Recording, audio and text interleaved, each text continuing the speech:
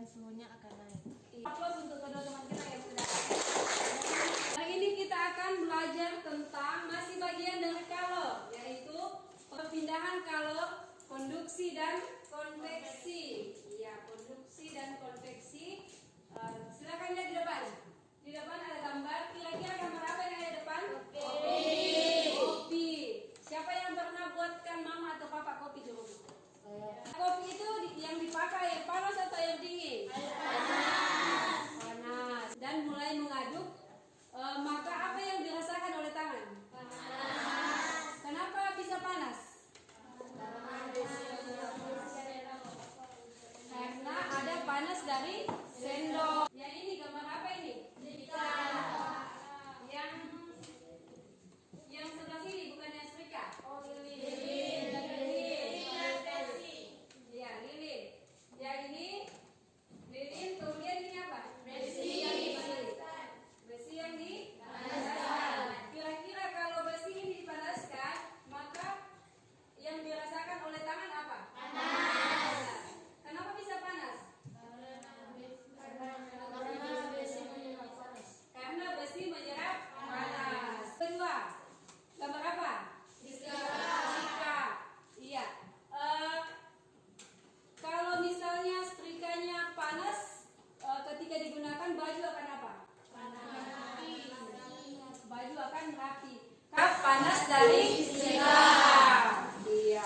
Jadi itu adalah contoh perpindahan konduksi yang ada dalam kehidupan kita sehari-hari. Siapa yang bisa kasih contoh yang lain?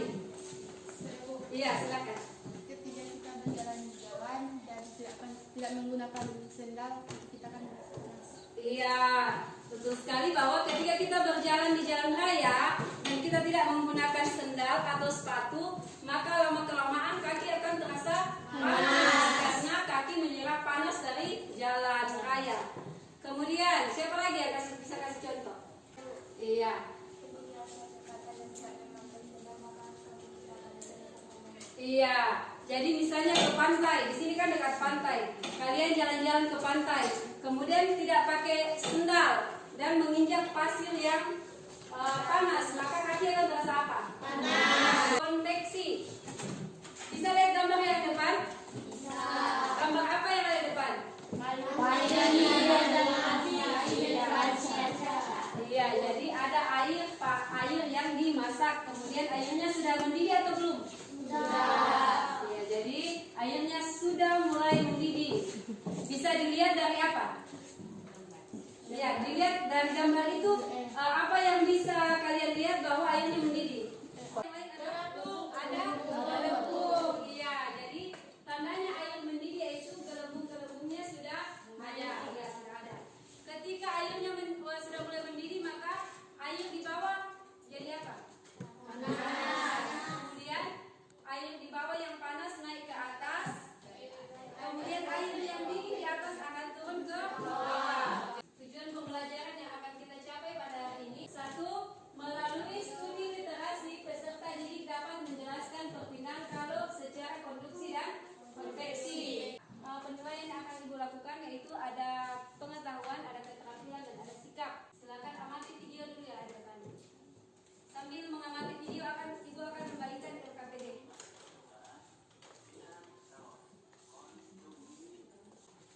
Silakan amati video yang di depan. Kemudian kira-kira pertanyaan apa yang akan kalian ajukan dari video yang ada? Mengapa mentega bisa mencair sehingga kacang kedelai jatuh? Iya. Sekarang Ibu akan bagi kelompok. Mulai berhitung dari 1, 2, 3, 4. Masing-masing bentuk kelompok sesuai dengan nomor yang disebutkan tadi. Kelompok 1, kelompok 2, kelompok 3, kelompok 4. Kita akan melakukan percobaan sesuai dengan LKPD yang Ibu sudah bagikan. Kemudian di dalam kelompok usahakan aktif semua karena Ibu akan melakukan penilaian keterampilan. Kemudian ketua kelompok kondisikan anggota kelompok bagaimana supaya semua anggota kelompok yang ada aktif. Dan sebelum kita masuk dalam percobaan atau melakukan praktikum, kita games dulu. Semua berdiri. Ibu bilang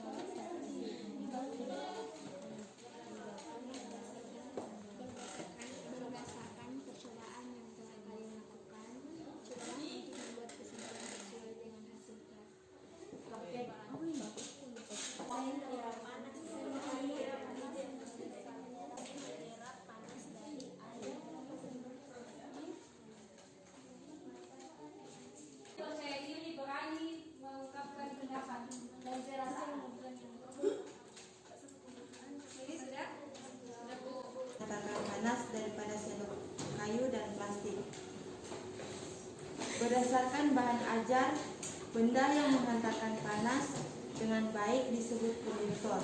Contohnya tembaga, besi, timah, dan aluminium. Sedangkan benda yang buruk menghantarkan panas disebut isolator. Contohnya plastik, kain, kayu, dan karet. Sekian, terima kasih. Yang ingin mengajukan pertanyaan? Saya Bu, dari manakah sumber panas yang mengakibatkan mentega mencair? Ya, silakan kelompok 1 ditanggapi. Dari air panas dan sendok. Jadi Ibu tambahkan sumber panas yang mengakibatkan mentega meleleh, yaitu sendok menyerap panas dari air panas sehingga mengakibatkan sendok panas dan mentega bisa mencair atau meleleh. Dari hasil percobaan kami, mentega yang meleleh hanya pada sendok besi dengan waktu 14 menit 7 detik. Adapun hasil analisis yang sudah kami jawab yaitu nomor 1, pada sendok manakah mentega meleleh sehingga kacang hijau jatuh? Jawabannya sendok besi. Nomor 2, pada sendok manakah mentega tidak meleleh sehingga kacang hijau itu tidak jatuh? Jawabannya sendok kayu dan plastik. Siapa yang ingin menyampaikan kesimpulan dari hasil pengamatan yang sudah dilakukan? Ya, silakan kelompok berapa? 3. Kelompok 3 ya. Berdasarkan hasil praktikum yang sudah kami lakukan, maka kami dapat menyimpulkan benda yang jenisnya berbeda memiliki kemampuan menghantarkan panas yang berbeda pula. Benda yang menghantarkan panas dengan baik disebut konduktor, contohnya sendok yang terbuat dari besi. Sedangkan benda yang menghantarkan panas dengan buruk disebut isolator. Terima kasih. Perpindahan kalau konduksi. Konduksi adalah perpindahan panas melalui zat yang tidak ikut mengalami perpindahan. Setiap bahan memiliki kemampuan menghantarkan kalor secara konduksi yang berbeda-beda. Disebut konduktivitas. Konduktivitas tergantung pada jenis bahan. Bahan yang konduktivitasnya besar disebut konduktor, sedangkan bahan yang konduktivitasnya kecil disebut isolator. Ya. Konduktor adalah benda yang mengantarkan panas dengan baik. Misalnya tadi dalam praktikum yang sudah kalian lakukan, benda mana yang mengantarkan panas dengan baik? Sendok yang terbuat dari besi. Sedangkan benda yang tidak mengantarkan panas dengan baik? Sendok kayu. Iya, sendok yang terbuat dari plastik dan kayu. Berdasarkan materi kita hari ini, maka dapat disimpulkan beberapa hal, yaitu jenisnya berbeda akan memiliki kemampuan menghantarkan panas yang berbeda pula. Ini dapat dikatakan bahwa benda yang menghantarkan panas dengan baik disebut konduktor, dan benda yang tidak menghantarkan panas dengan baik disebut isolator. Iya. Jadi itulah beberapa hal yang bisa kita simpulkan pada hari ini.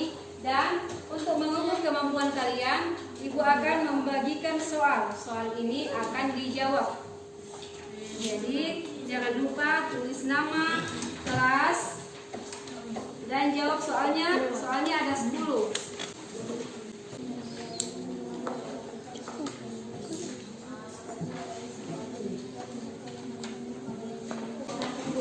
Pertemuan berikutnya kita akan belajar tentang perpindahan kalor secara radiasi. Jadi Ibu berharap di rumah kalian sudah bisa mencari informasi-informasi yang ada tentang perpindahan kalor secara radiasi. Dan sebelum kita pulang, kita akan berdoa bersama yang akan dipimpin oleh